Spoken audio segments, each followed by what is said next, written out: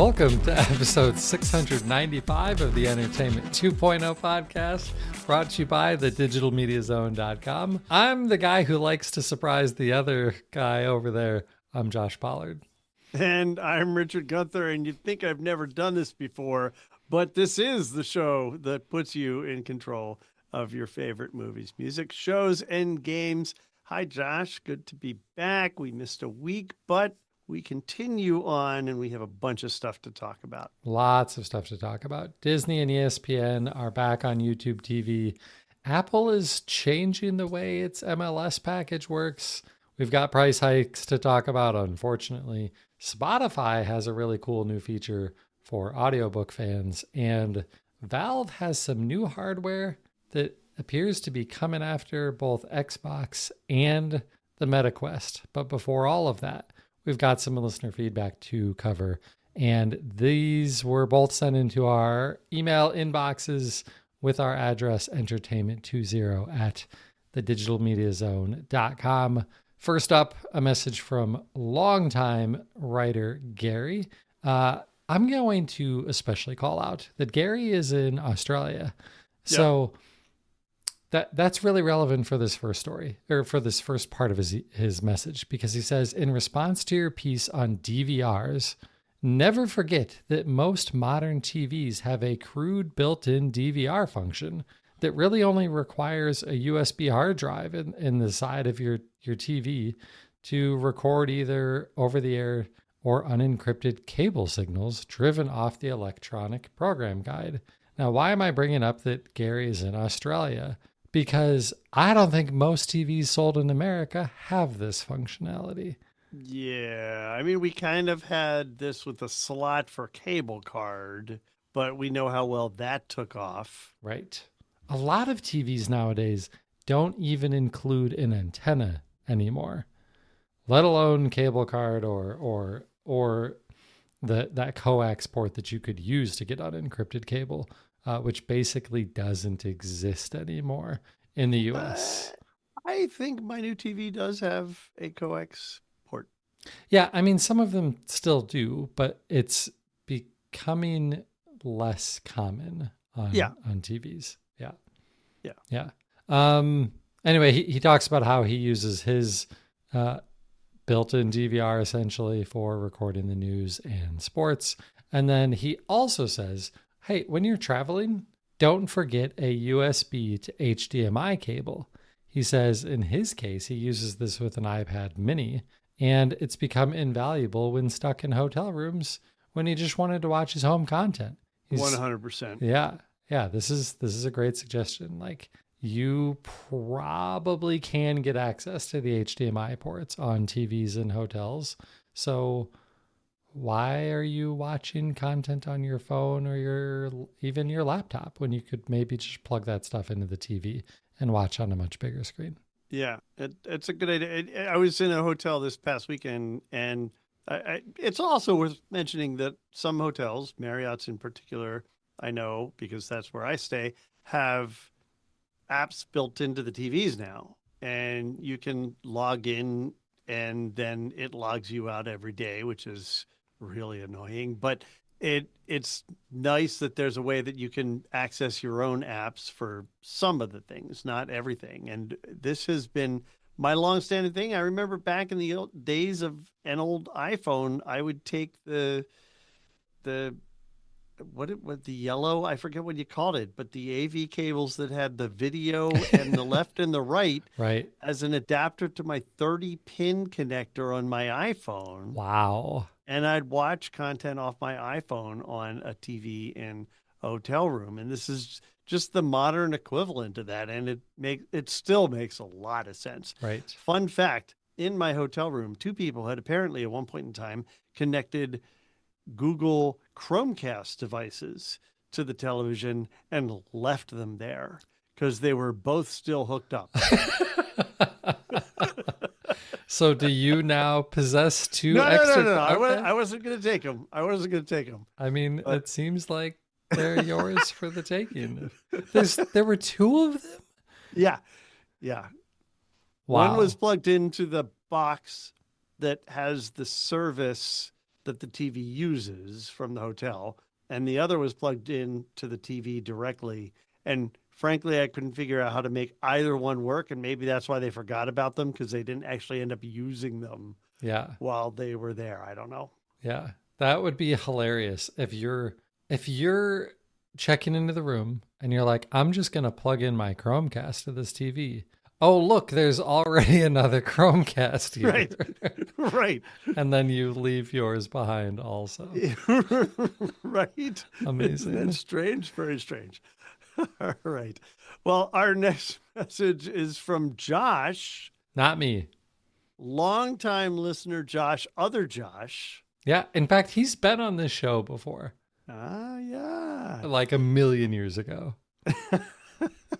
So Josh has a number of things to weigh in on, including our Josh's memory of which teams were playing baseball. But in any event, he talks about the physics of the subwoofer crawl, and he said the reason it works is that when you're putting your subwoofer at your primary seat and then you're listening for how the bass sounds in potential spots where you might put the subwoofer in the room, the sound waves are basically just the same waves in reverse. They're mirroring each other. You may remember I'm still scratching my head. I mean, I get it, but I'm still scratching my head. How does this work? That you just crawl around the room and figure out what sounds best when you put the subwoofer in your seat. And he goes on to say, so putting the subwoofer where your ears would be and you putting your ears where the subwoofer could go gives you the reverse opposite sound. It sounds like a double negative, but he says, meaning that when you're putting your subwoofer in your seat and you're putting your ears in the subwoofer locations, it should sound the same as if they're swapped. Right. So, yeah, I mean, I'm still just. Did you do this? My mind like we talked about this because you were going to be getting a subwoofer for your basement. And I have to admit that I did not do this because I have the unfortunate situation of having one place that I can put my Sonos subwoofer because of where I have an outlet. One outlet. There's an outlet under my TV. So I guess I don't have one place. I have two places. It could go to the left of the console in front of the TV or to the right of the console. Did you at least try both of those?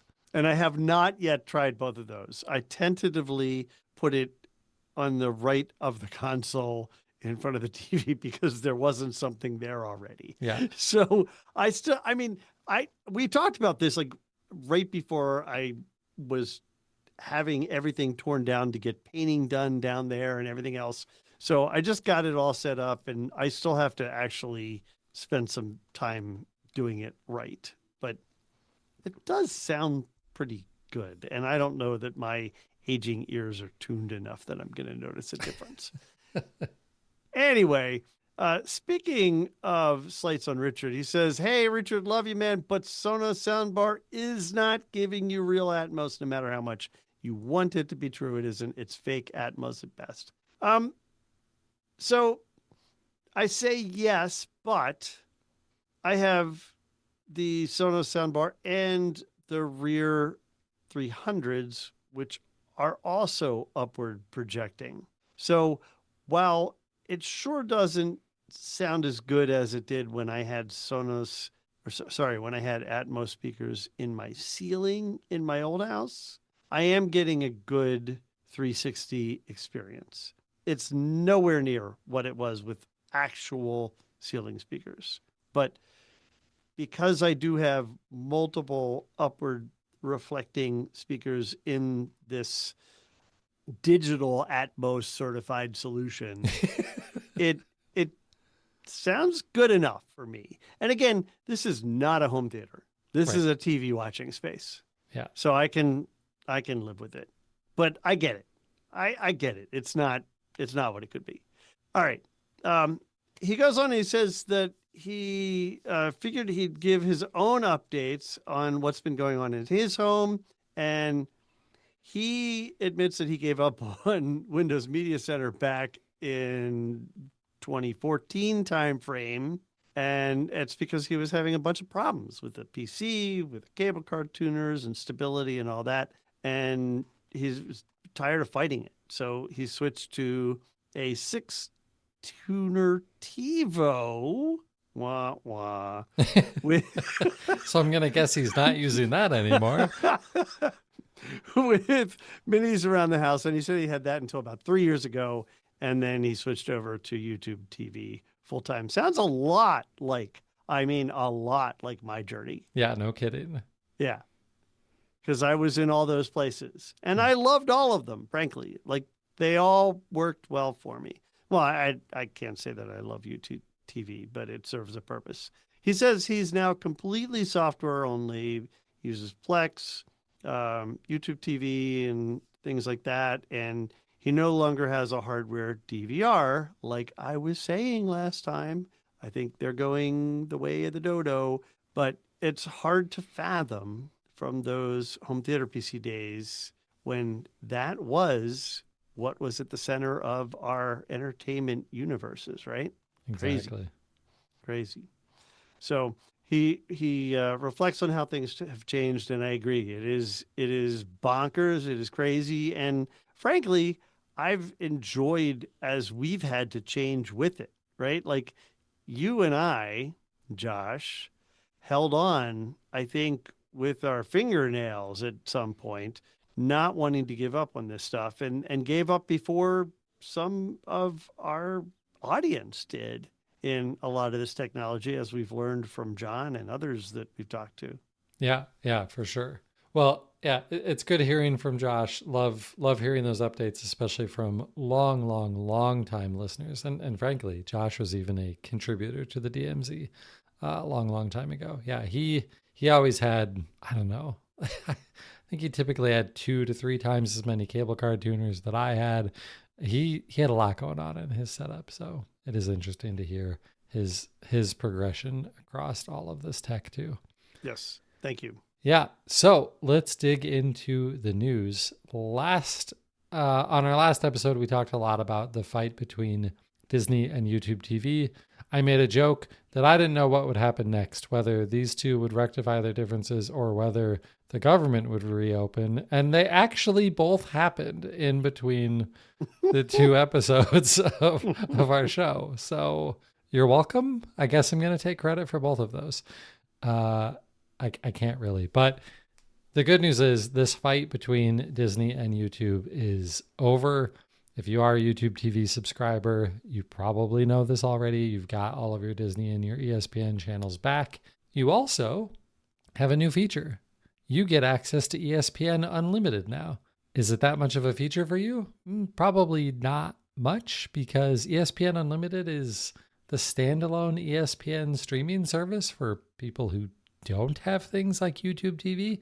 So, I mean, it means that you can easily log into the YouTube app with those credentials, but you could have done it with your YouTube TV credentials anyway. So, like, there is some exclusive content in the ESPN Unlimited app that's only available for subscribers. So you are getting a little something, but it's not what most people are typically subscribing to ESPN Unlimited for. And in terms of what you're getting right now, that's all of those things are confirmed. What else can we guess you're going to be getting soon?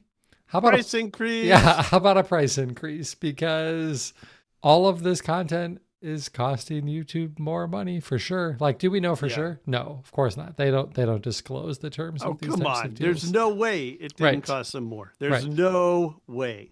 Right. It for sure cost them more. And YouTube TV costs less than some of the competitors. Hulu, which is shocking to think about. Right. This thing is like $83 a month, and it's still not the most expensive one.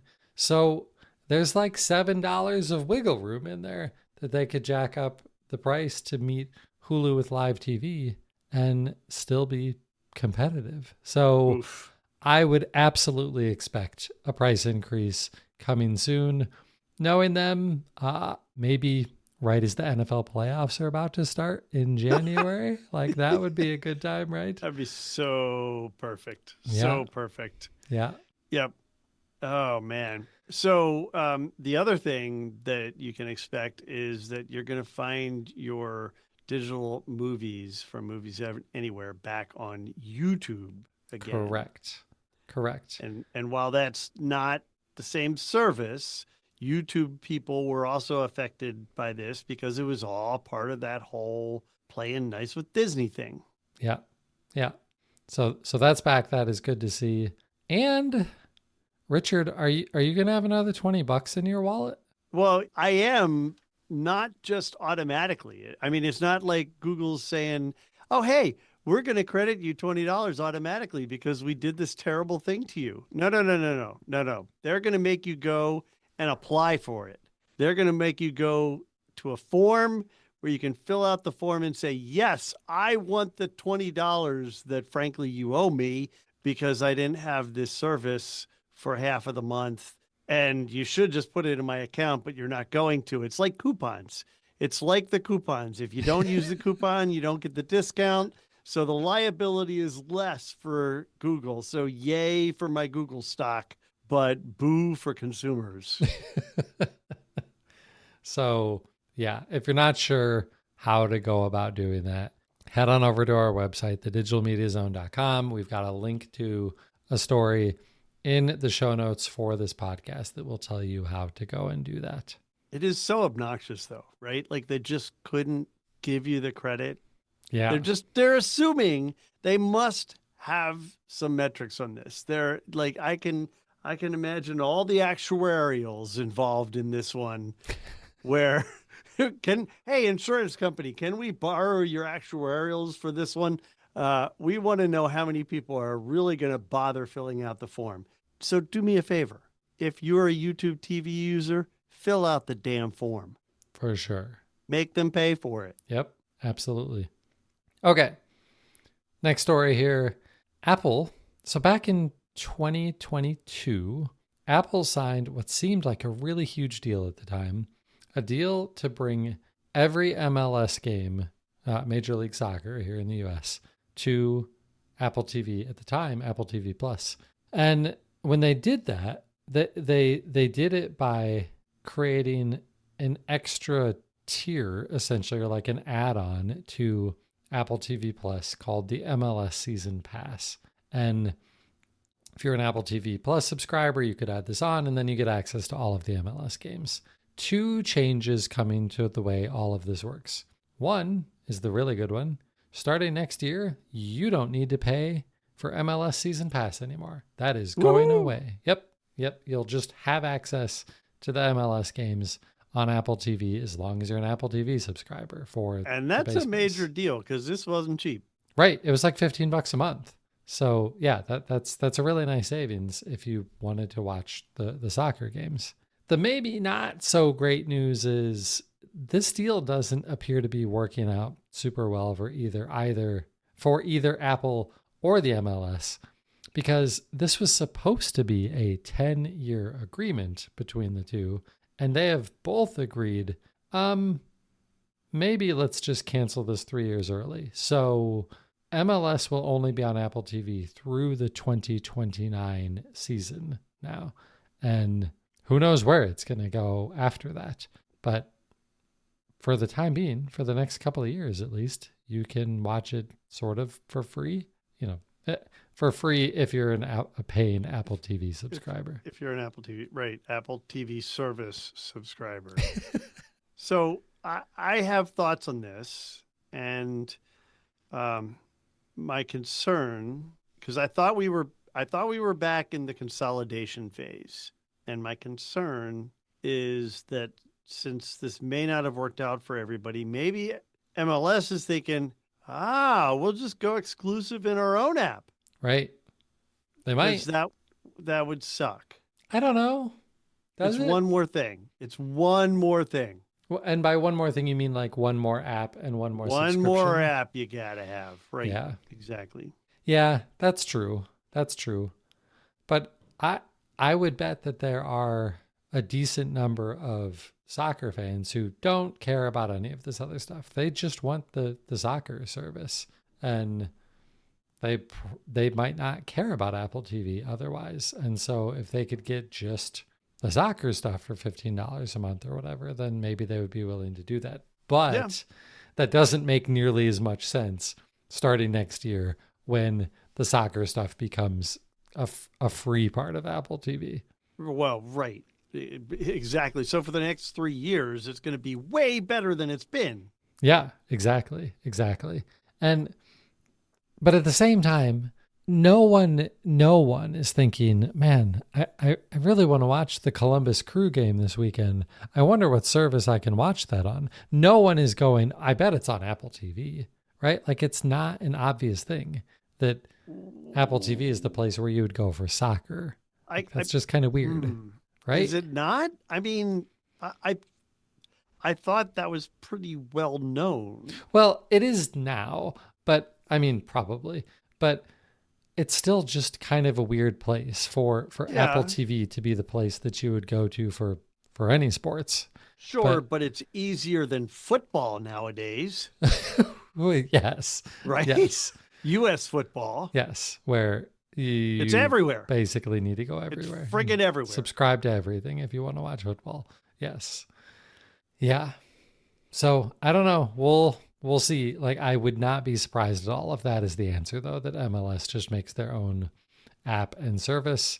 But I would equally believe that it just goes somewhere else because maybe they don't want to deal with the hassle of running their own service and app. Yeah, I don't know. It's also interesting that this kind of comes on the heels of the news that they've secured the rights to F1, right? Because they're bringing that in, and I think they're going to be exclusive for that, if I remember correctly. Yep. Yeah. And that's a totally different demographic, I have to imagine. There probably aren't a lot of people who watch soccer and Formula One. I don't know. Actually, I may be wrong about that. I think that actually a lot of the soccer fanatics that I work with, a lot of them do like Formula One. All right. Maybe I'm wrong. That just strikes me as very different audiences, and it's intriguing to me. It's not like, I say that because I don't feel like they've brought something in that's going to retain the same users necessarily. Right. But it may bring in way more users. Maybe. Yeah. Formula One is so popular. So, all right. One more video story here, and this is a price hike. If you've got Paramount Plus, starting January 15th, your subscription is going up. Now, fortunately, it's not going up by much. If you have the ad-supported Essential plan, it's going from $8 a month to $9 a month. And if you have the ad-free Premium plan, that's also increasing by $1 to $14 a month. So basically, it's going up $1 for everyone. Exactly. Easy. That's easy to remember. I like these kind of increases.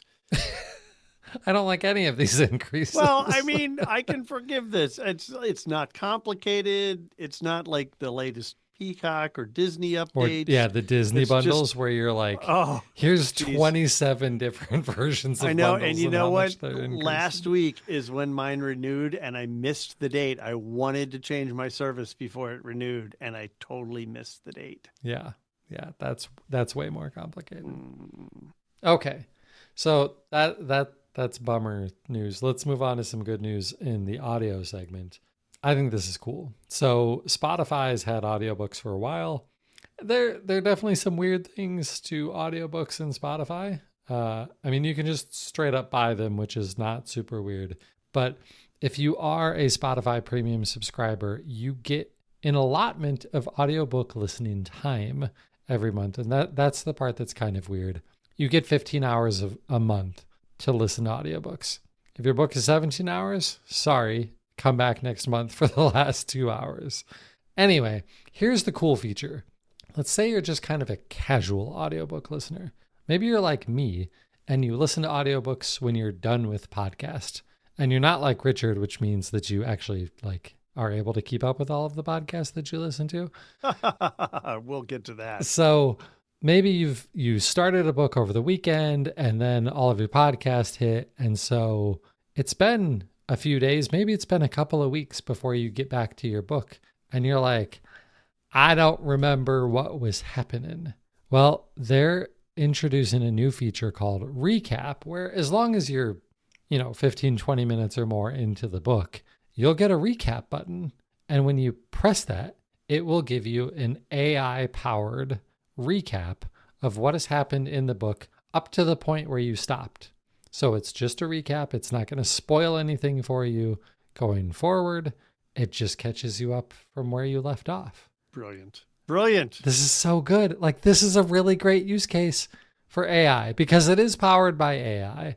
Yep. But if you're like, oh, those evil jerks, they're just using this to train AI models on all of the book. They're not. They say they're not, at least. They say that they are not using this to train AI models on the book content or the narration stuff. It's literally just an AI recap of the book up to the point where you are. This sounds great. So we should clarify that, right? They're saying they're not training the AI models, but it's clearly using the book content for the AI summary because otherwise it wouldn't be able to do the summary. Right. So the AI is consuming the book, but then they're not using what they've learned from that as a part of like something they'll contribute to a larger AI model. Right. Or them like using AI to write their own audiobooks in the future to put into their library. Or selling what they've learned to some other AI thing or whatever. But right. yeah. Right. So yes, this is brilliant. I love this. I can't wait for the first hallucination that we hear about from a recap. Oh man. I think that would be fun if we find out about like stuff it's just made up or extrapolated from what has happened but didn't actually happen. I guarantee we will see that happen at some point. Yeah. Well, so right now this is only on iOS, but once this comes to Android, I will be giving this a try. I will use this regularly just to play with it and to see if I can get it to hallucinate. All right. Fair enough. Also, for what it's worth, 2025 Cliff's Notes, right? Right. Love this. Yeah. Yeah. I mean, you could, I would assume you could start a book on the last chapter and then click the recap button and get a recap of the whole book. Ooh, or does it take into account only what you've listened to so far? It's a good question. Another thing we should test once it's available. This is a great idea. I love this. It's so good. This is one of the most consumer friendly stories I've gotten to report on in a while. So I'm really excited about that. Okay, Richard, we are half an hour in. I need you to keep me from talking too long about our gaming stories. So this is your permission. And I know what the news was these last weeks. So so we were, for our listeners' sake, we were almost going to record a show last week. And I was like, there's not really that much news. We're both kind of tired. Maybe let's not. And the very next day, Valve was like, have we got some news for you? And I was so glad we didn't record a podcast the night before. Because we would have been way behind on that news. So what did Valve do? Valve just like casually dropped 3 hardware announcements. They announced a new controller, a new Steam controller. It's cool if you want, like, it's basically the Steam Deck controls turned into a controller instead of having a screen in between there. So that's cool. We don't know a price. It'll be out next spring. I'm betting it'll be like $90. We'll see. At least 80. Okay, so what are the actual, like, really interesting things that they announced? The first one is the return of the Steam machine. Richard, did you even remember that Steam machines were a thing from like 12 years ago? Oh, absolutely. Okay. Of course. Okay. So yeah, that was like a 2014, I think, CES announcement where Valve was like, hey guys, we're going to make Steam branded gaming PCs. We're going to call them Steam machines. We're not going to build them though. We're going to let our partners build them. And they were a giant flop. It did not go well at all. Right. They're back with a new Steam machine, and this time they're building it. It looks beautiful. It looks like you cut an Xbox Series X in half.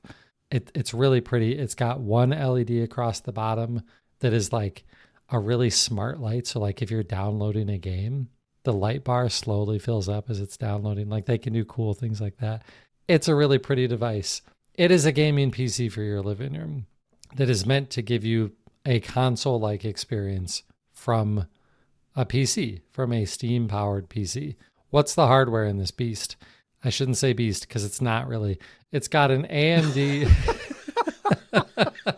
It's got an AMD Zen 4 CPU. That's a pretty solid CPU. The GPU, on the other hand, it's RDNA 3 based GPU. It's not a real GPU that you can just go and buy.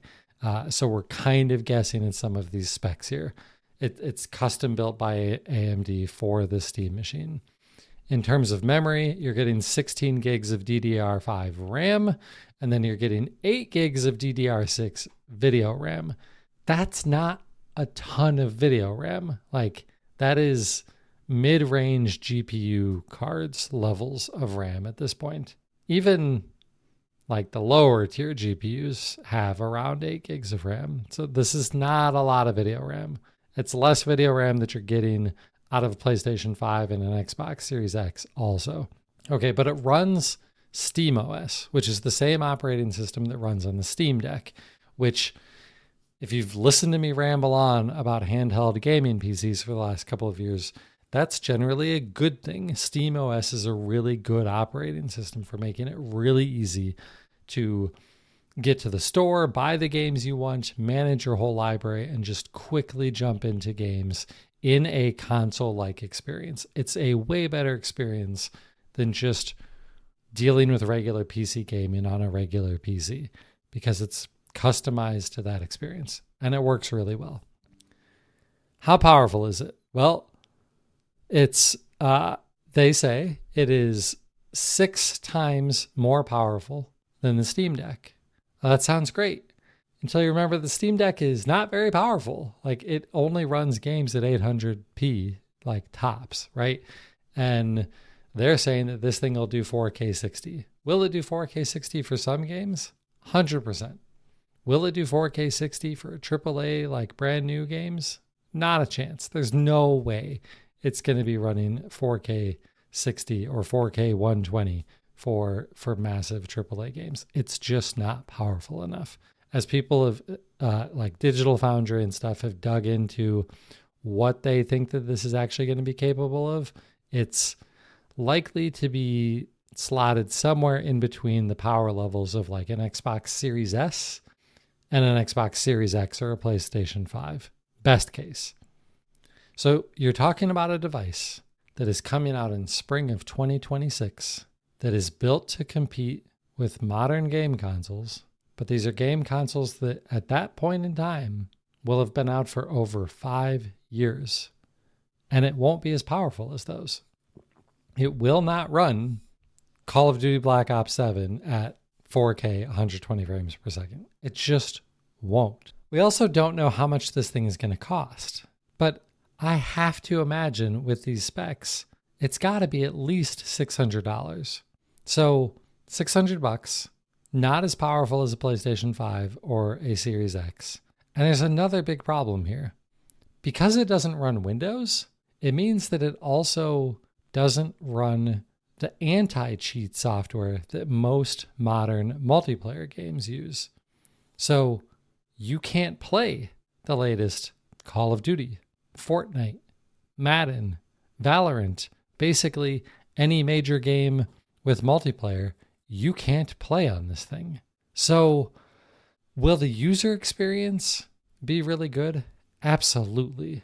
But if you can't play the games that you want to play because you're into multiplayer games, and the games that you can play aren't going to run as well as if you bought a 5-year-old PlayStation 5, it makes me wonder how well this is actually going to do. This doesn't feel like it serves the same niche that the Steam Deck did. Like, people wanted to be able to take their gaming library on the go. And the fact that the Steam Deck can't play multiplayer games didn't feel as like it was as big of a deal, because you're probably not playing hardcore Valorant or Call of Duty or Fortnite or whatever on your handheld. Although you could on a Switch, at least for Fortnite. Well, on a Switch too. But that's not the experience we expect out of a game console hooked up to our TV, or, you can use this as a PC also. I don't know. Like, there's a lot of excitement about this, and I do think the user experience is going to be really nice. But the price that this thing is going to have to cost, combined with the fact that they don't sound like they have a solution in mind for multiplayer games yet, I don't think this is necessarily going to be as big of a flop as the first Steam machines that were released 12 years ago. But I don't know that this really has the kind of future that they're hoping that it's going to. So we'll see. I will say that I am hearing a number of people that I hang around with saying, "Ooh, this looks cool. I might have to get one of these." It is cool. And if you don't play multiplayer games, then yes, it is cool. But I wouldn't be able to sit here on this podcast and say, "Oh, it's almost Christmas." Like, if this is still around next year and we're talking about what we would recommend people buy as a Christmas present for their kids. Yeah. You've got a kid who's into gaming. I wouldn't recommend this if they haven't figured out the multiplayer thing, because you're going to buy this thing for your kid and they can't play Fortnite on it. Yeah, that's not going to go over. No. Yeah. Yeah. So I have an analogy.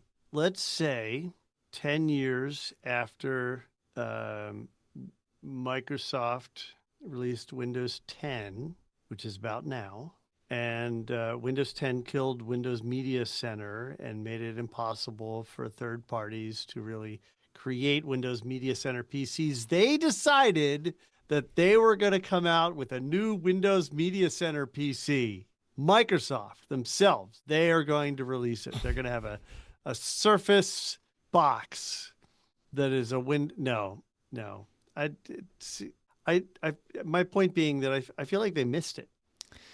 I feel like they had some headwind before, they blew it, and it's kind of too late. But I don't know. Yeah, I mean, I'm not sure that I'm ready to call it too late. I don't know that there was ever a place for this. That was my question the first time they announced Steam machines. Was one of the biggest things that PC gamers love is they have the flexibility to build whatever they want, to look however they want it to.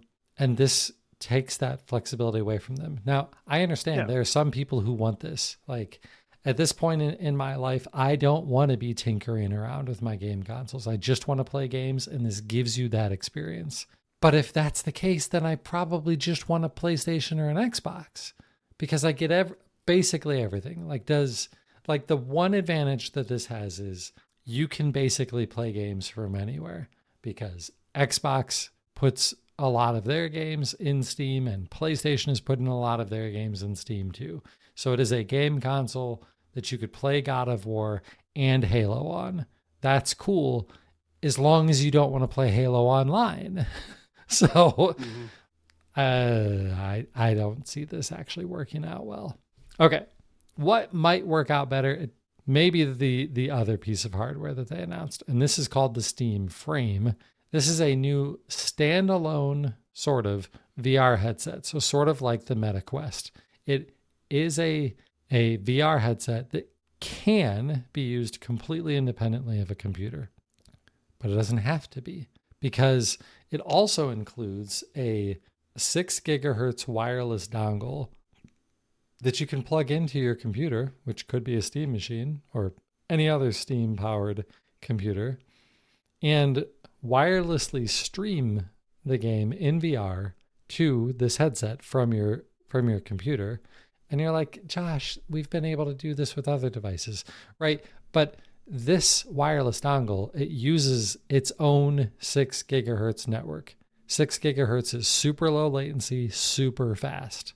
And there will only be 2 devices on this network, the gaming PC and the Frame VR headset. So the people who've gotten to test this have said there's basically no latency, no noticeable latency when streaming using this. Now, are you going to be able to put this in the corner of your basement and stream it to the 3rd floor of your house? No, 6 gigahertz doesn't have a long range, but if you're in the same room, it's going to be great. The other really cool piece of technology in this, lots of people who are deep into the VR space know about foveated rendering, which means that it prioritizes what it's rendering based on what your eye is actually looking at.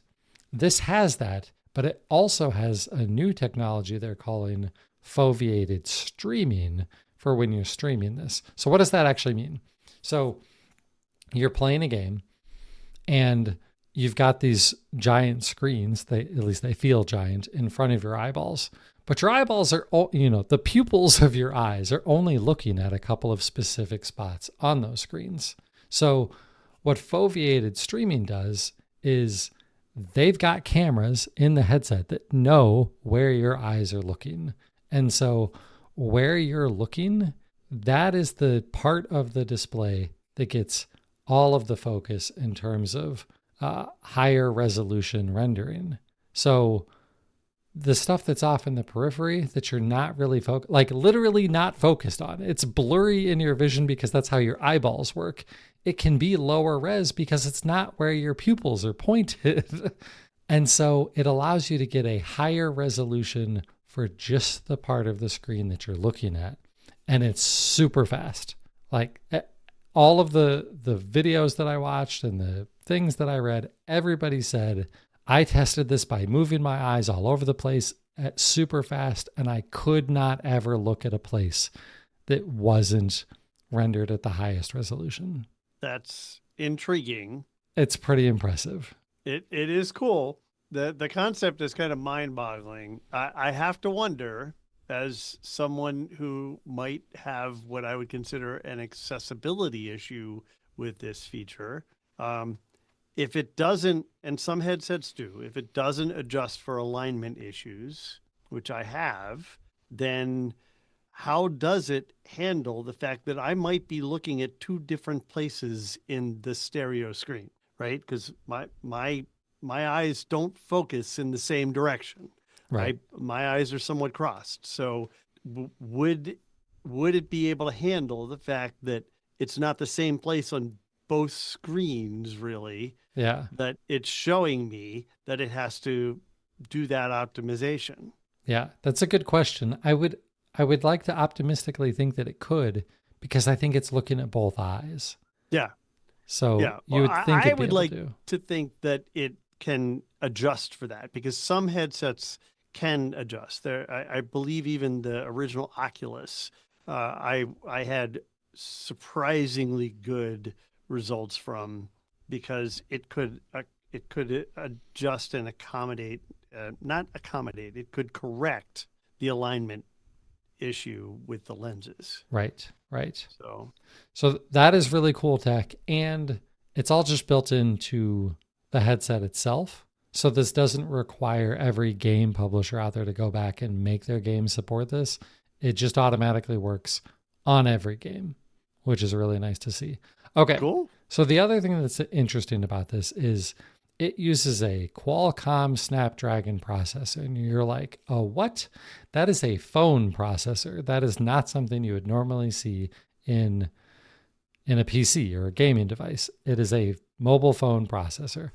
But I also said that this is a standalone VR headset. It is.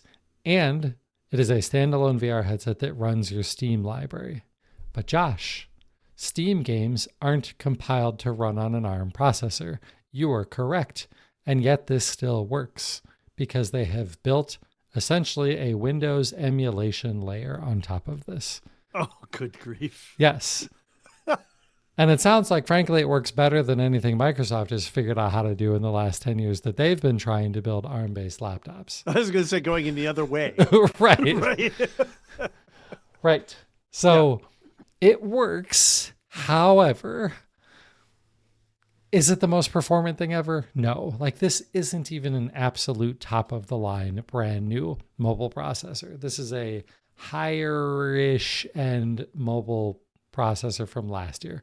So okay, then I'm sorry to interrupt you, but then why is that latency thing so key and so important here if the processor isn't even keeping up? So the latency thing is more useful. That was for when you're streaming from a high-end PC. Okay. But if you want to just be out in your backyard or on an airplane using this playing games, you can have games installed on the headset. Okay. Just To actually run on the, okay. I misunderstood. Yeah. All right. So this will play Steam games, VR and non-VR, natively on the headset, but it doesn't sound like it's great. It, like, in the demo, they played Silksong, they played Hades 2. These are games that came out this year, but they're also not like super high-end AAA, like they're kind of AAA, I guess, but they're not super demanding games.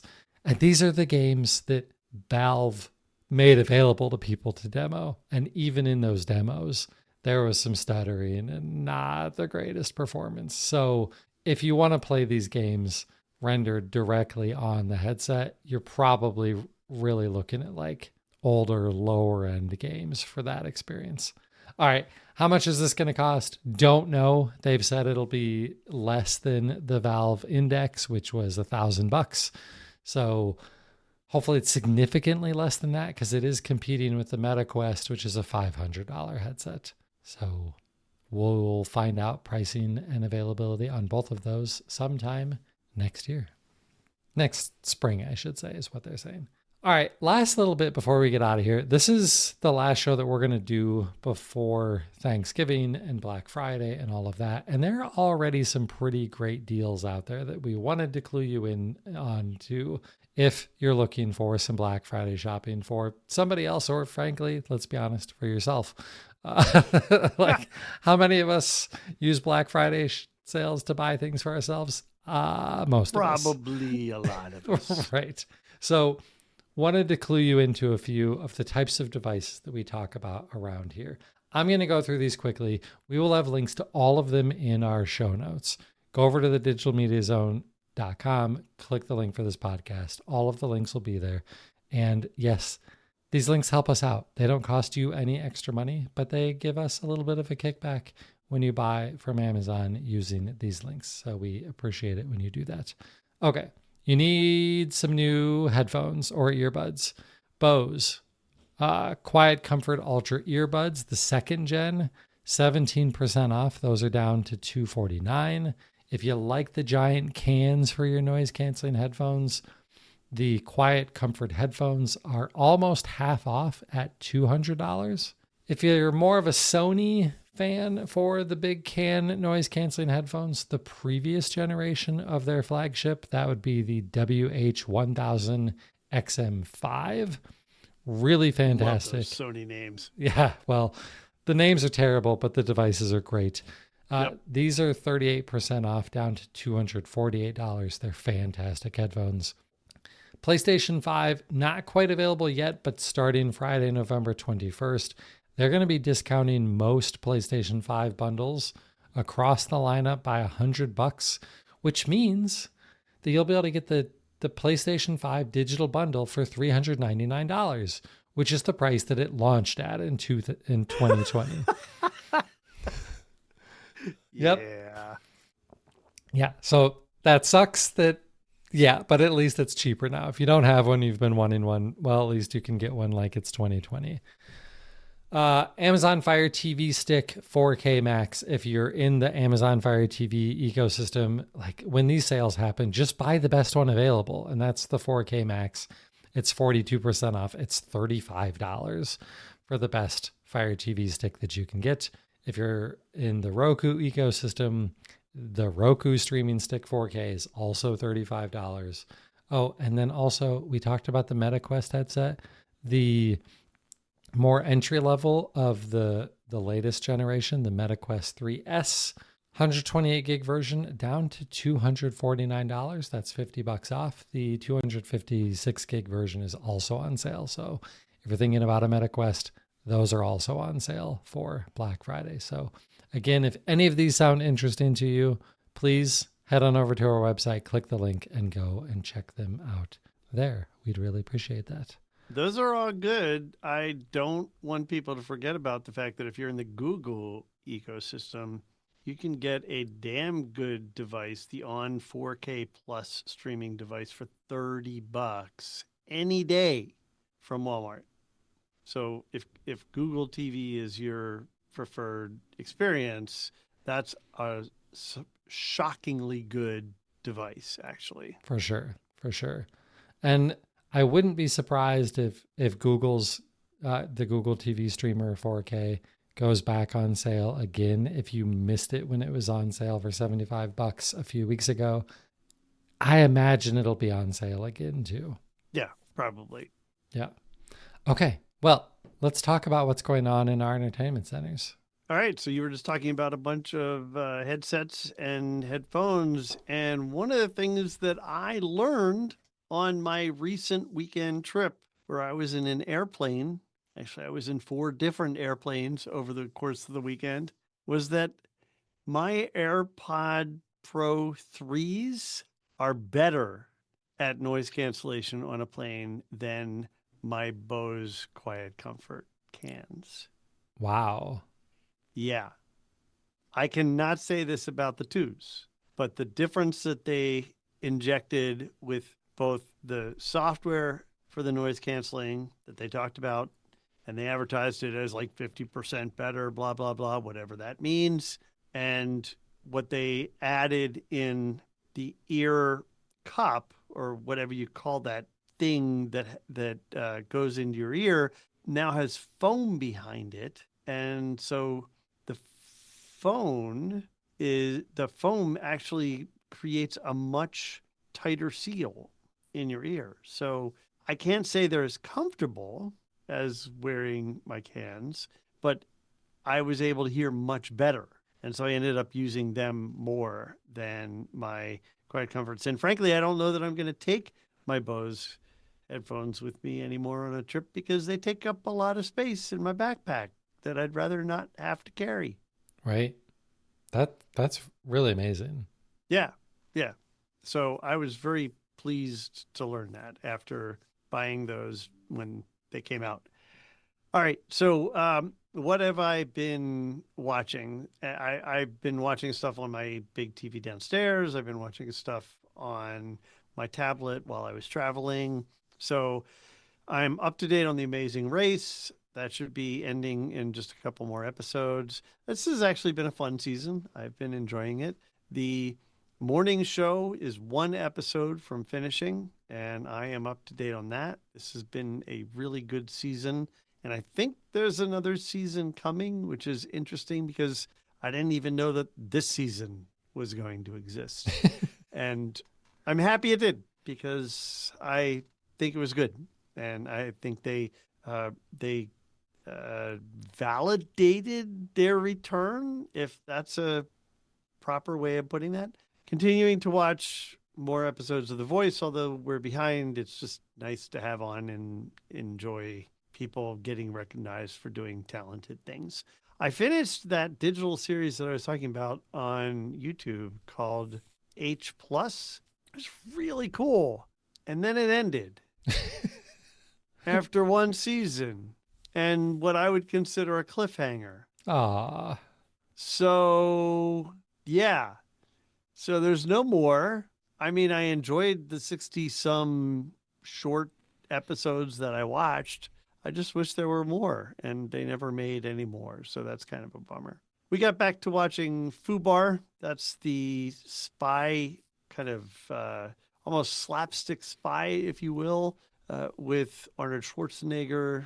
And it's a lot of fun, and we've been enjoying that. We are continuing to watch Ghosts. We're up to date on that.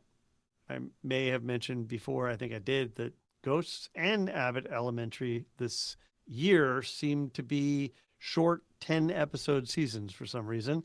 So they're almost over. But I've been watching Abbott Elementary as well, and I'm up to date on that. So I think we have like 2 or 3 episodes left of each, and that's it, unless they extend the buy. So we'll see.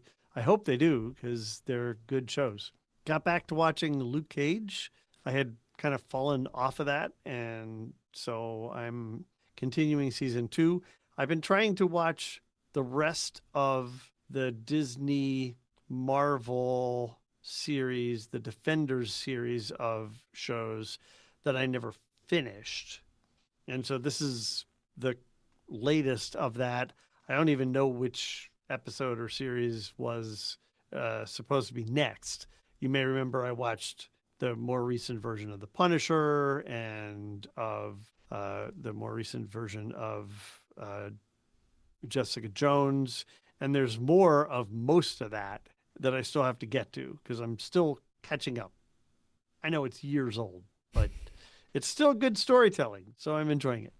And then I watched, hey, Josh, tell me if this sounds familiar. So Apple TV is putting out a series. Wait, hold on. The device, the service, oh, yeah. Sorry. the application.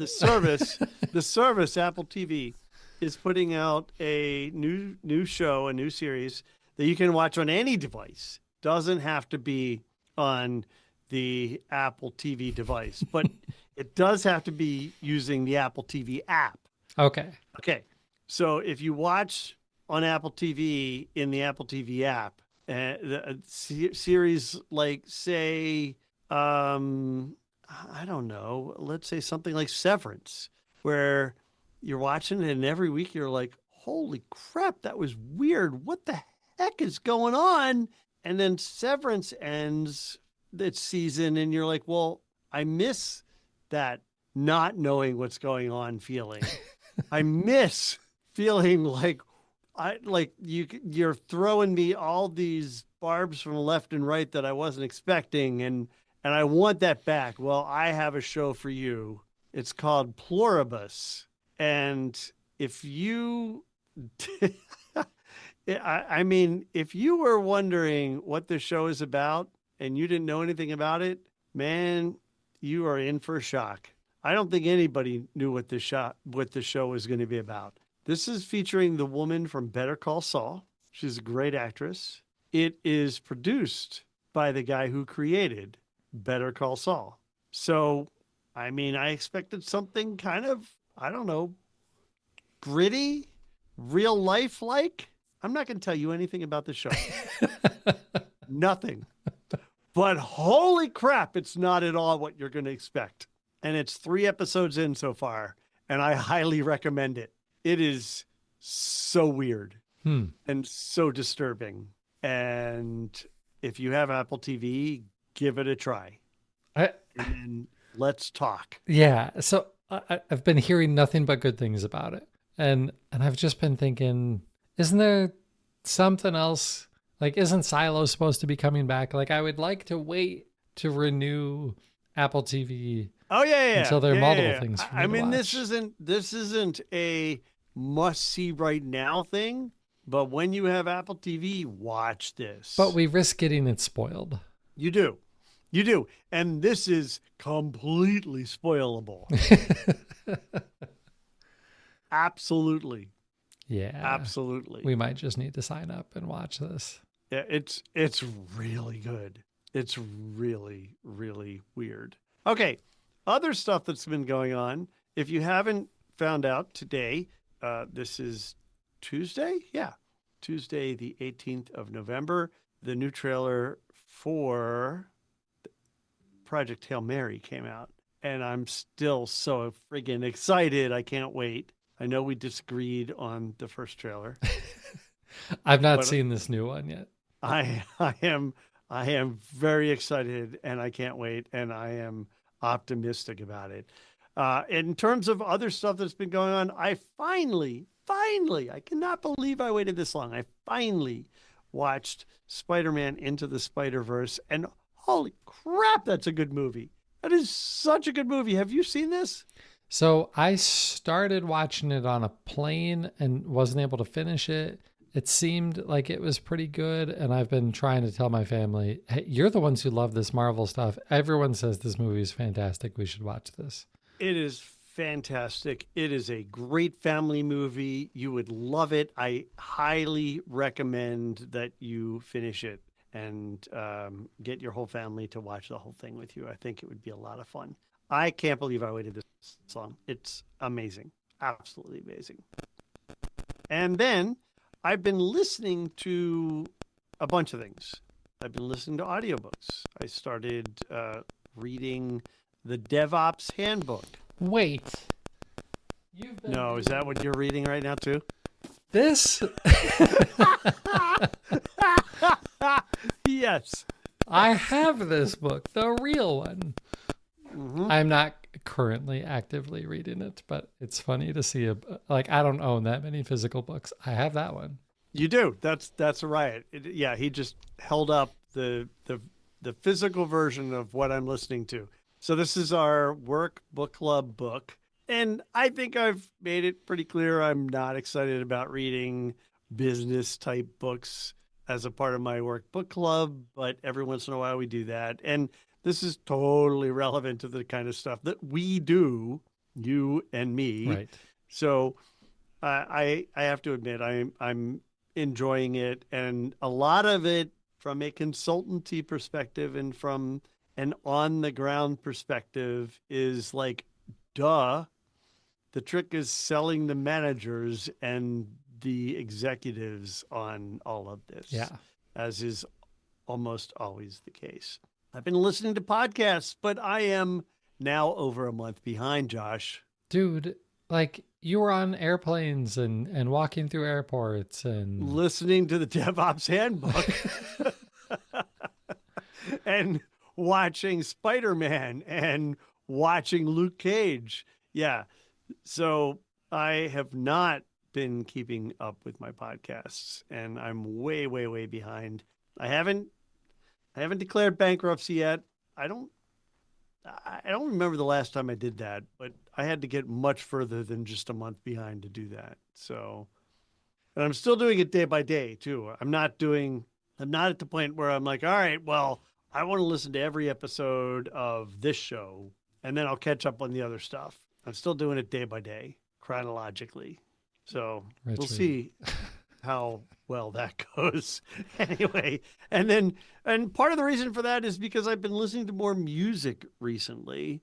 And one of the artists that I've been listening to a lot lately is called Haven. And that is spelled capital H, capital A, capital E, capital V, capital N. I don't know why the weird spelling and presentation. This is essentially a big orchestral backing sound with one guy who occasionally has accompaniment doing the vocals on it. And it's exactly the kind of thing that I love. It's this big, huge sound, but it also has the haunting sound of a vocal in it. And if you like the kind of things that I talk about, like Hans Zimmer and Thomas Bergerson, and others like that, you will absolutely like this artist as well. There is a 2019, I think it is, EP called the Symphonic Sessions that I'm kind of obsessed with right now. So I've been listening to that quite a bit. And I'll tell you, in my fake Atmos setup, it sounds pretty damn good. All right. So that's it for me, Josh. I know that was a lot. How about you? What have you been doing in your entertainment center? Well, just on my phone, I was looking up that artist because that's something I'm going to have to check out probably tonight while I'm getting ready, because I'm not a month behind on my podcast, so I've got time to listen to music. In terms of games, I did finally finish Crisis Core Final Fantasy VII Reunion. It was good. I really liked it. I think that it's for anybody who has played the original Final Fantasy and then is playing through these remake games. I have no idea what the heck they're doing with the second game, because they're changing stuff. I mean, that's why it's called Final Fantasy VII Remake, because they're literally remaking parts of the story also. Maybe a tiny spoiler there, but I'm not telling you what they remade. So interesting stuff there. So that's done. I am now going back to finish Super Mario RPG on the Switch. This is a 2023, I think, remake of a game that came out on the Super Nintendo in like 1994 or something like that. It is so adorable and so funny the way that they like, it's not like the Mario Brothers games ever had that much story, right? And certainly wasn't in-depth storytelling, but they're trying to make a more in-depth story in this Mario role-playing game, but it's still got all of the comedy stuff that you might expect out of a Mario game, and it's really funny and it's really fun. It's not very long. So, and I'm already most of the way through it, so it shouldn't take me too much longer to finish that. Oh yeah, and the new Call of Duty game came out. Call of Duty Black Ops 7 came out, and so it has a 4-player co-op version of the campaign. So me and the guys that I normally play with started playing through that. It has the actor who played Peter Petrelli in Heroes is the main character in Call of Duty. So that was fun. This campaign is freaking weird. It's Call of Duty. You expect this to just be like a war game. It's not. It's weird. I'm down for it. Like, I don't expect it to be super fantastic. It's fun. That's it on the gaming side. No movies for me. In terms of TV, we're still checking out High Potential. I think we're almost done with the first season of that. We really like it. It's really fun. And of course, football. Unfortunately, my Lions didn't win this week against the stupid Philadelphia Eagles. Stupid Eagles. Oh, wait, I'm from Philadelphia. Yeah. I won't hold it against you. Yeah. And then since we last recorded, I think, unless I just forgot to rip this out from my notes last time, I finished the reread of the book I, Robot. I'll say this until I'm blue in the face. If you haven't read I, Robot ever, or if it's been a long, long time since you've read I, Robot, you need to reread I, Robot. With the world that we're living in now and what AI is doing now, you need to reread I, Robot. It's really interesting, the things that Isaac Asimov was thinking about 65 years ago when he wrote this book that we need more people thinking about right now. Turns out these people like Carl Sagan and Isaac Asimov, Arthur C. Clarke, sadly, Margaret Atwood, they were all pretty on target. pretty smart folks. Yeah. So go and read that. It's not all that long either. So it's good. All right. Well, that is what's going on in my entertainment center. This will be our last episode for the month of November. So we'll keep throwing out some of those Black Friday deals that we would recommend to you. And we will catch you all back in December. Wait, is it really the last in November? Because isn't the 31st a Tuesday or something like that? There's a chance. You're saying I think there's a chance. I don't think that's correct. No, it's not. It's the 1st. The 1st is Tuesday. Yeah. Okay. Yeah, actually, the 1st is a Monday. Yeah. The 2nd. Yeah. So. Okay. Yeah. So, if you want to get a hold of us, we're online. We're on the socials at Josh Pollard on Twitter and Blue Sky, at DigiMediaZone on Twitter for the website. Richard is Richard Gunther on Mastodon and richardgunther.com on Blue Sky. And again, go check out those show notes, especially for all of those Black Friday deals, www.thedigitalmediazone.com. And then come back and check out the show live when we do it. Live. The videos are up on YouTube, so you can like and subscribe to us on YouTube if you want to see what the DevOps handbook looks like. You could see that if you were watching the YouTube video. It's a big yellow book. That's compelling content right there. It is very compelling. What is more compelling, holding up books or me talking muted? Yeah. Come see the sausage being made. Right. Absolutely. All right. Well, that is going to do it for episode 695. He's Richard Gunther, and I'm Josh Pollard. Thanks for listening to Entertainment 2.0. Adios. Goodbye.